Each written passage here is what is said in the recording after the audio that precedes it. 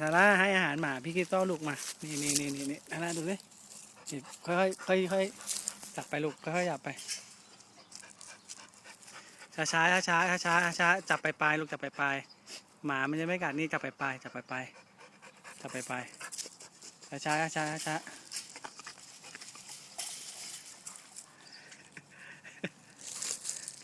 าทาร่าจับ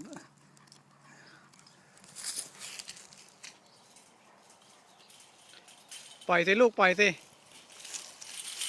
คริสตัลไม่เอาลูกดูอันนี้ก็ช้าจับช้าสิลูกนี่ตรงนี้เร็วทางนู้นเร็ว